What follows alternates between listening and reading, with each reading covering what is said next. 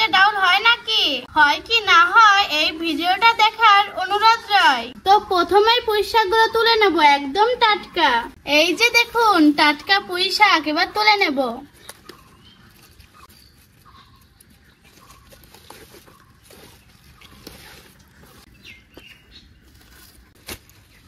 আমার মন মতো পুঁই শাক তুলে নিয়েছি, এই করে হলেই হয়ে যাবে। আপনাদের যতটুকু প্রয়োজন ততটুকুই নিয়ে নেবেন। তো চলুন রেসিপিটি শুরু করা যাক।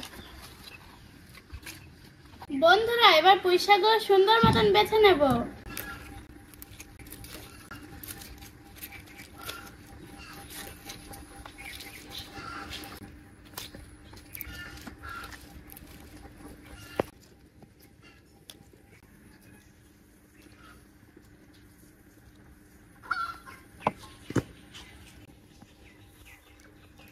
বন্ধুরা এবার ডাউলটা সুন্দর মতন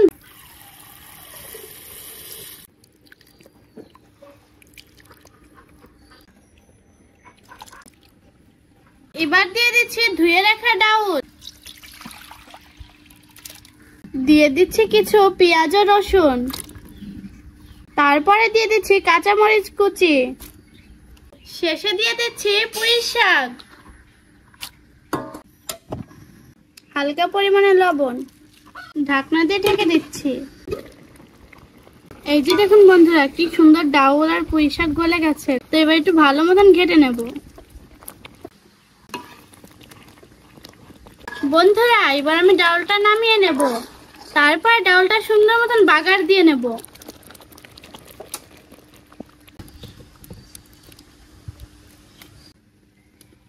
বন্ধুরা এবার তেল দিয়ে দেব। ডাউল বাগার দেওয়ার জন্য পেঁয়াজ কুচি, মরিচ কুচি ও রসুন কুচি দিয়ে দেব।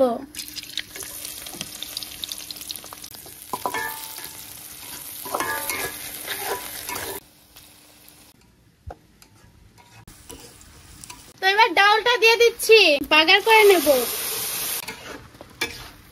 তো এবার একটু পানি দিয়ে ডাউলটা সুন্দর মতন পাতলা করে নেব।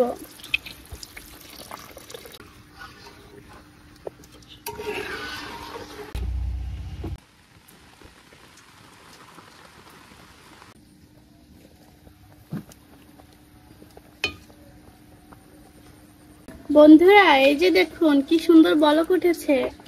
হয়ে গেল আমার পুঁই শাকের ডাউল। তো এবার নামিয়ে নেব।